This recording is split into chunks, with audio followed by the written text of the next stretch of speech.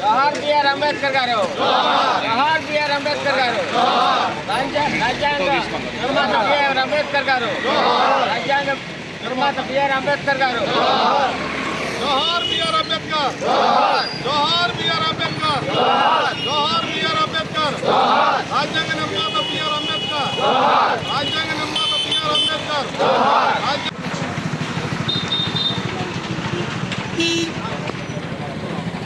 BR Ambedkar, జోహార్ BR Ambedkar, రాజ్యాంగ నిర్మాత BR Ambedkar, జోహార్ రాజ్యాంగ నిర్మాత బిఆర్ అంబేద్కర్. జోహార్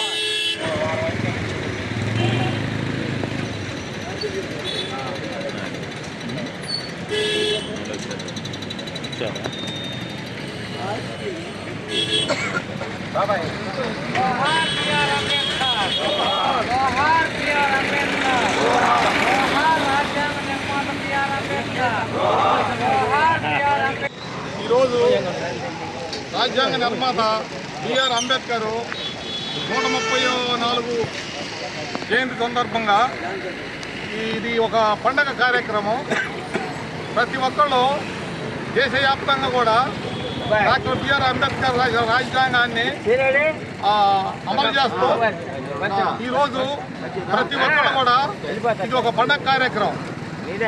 మరి బిఆర్ అంబేద్కర్ రాసిన రాజ్యాంగం మరి దళితులకు కానీ మరి ప్రతి ఒక్కళ్ళకి ఒక ఈ రోజున మరి మనకి 33% రిజర్వేషన్ కల్పించిన మరి డాక్టర్ బిఆర్ అంబేద్కర్ రాసిన రాజ్యాంగంలో 33% రిజర్వేషన్లు ఇచ్చి మరి ఈ రోజున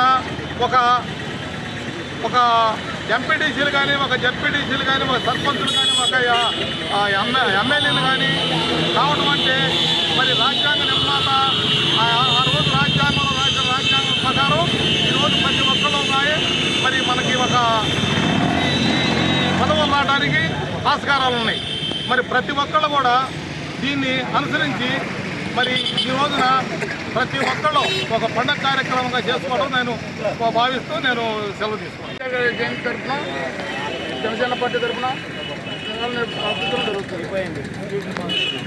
కొనసాగించాలని మన ముఖ్యమంత్రి చంద్రబాబు నాయుడు గారి ఆయన ఆశయాలకు అడ్డుపోస్తూ మరి అన్ని కార్యక్రమాలను కూడా నెరవేర్చడం జరుగుతుంది.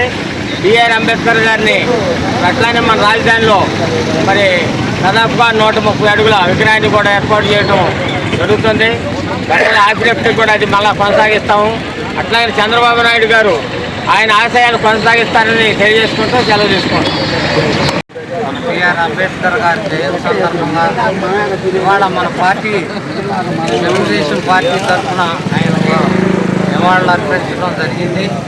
ఎందుకంటే బిఆర్ అంబేద్కర్ ఇవాళ రాజ్యాంగం నిర్మాణంలో ఎంతోమంది ఉన్నా కానీ ఆయన పాత్ర పోషించి ఇవాళ దేశానికి ప్రతి ఒక్కళ్ళకు కూడా ప్రతి అణగారిన వర్గాలకు కూడా ఆయన ఇవాళకు కూడా ఆయాల దృష్టిలో పెట్టుకొని ఇవాళ రాజ్యాంగాన్ని రాసి ఇవాళ ప్రతి ఒక్కళ్ళు కూడా ఆయన రాజ్యాంగం నిర్మాణంలో భాగస్వాములు అయ్యి ప్రతి ఒక్కళ్ళు కూడా ఫలాల్ని అనుభవిస్తాం సంతోషంగా ఉంది.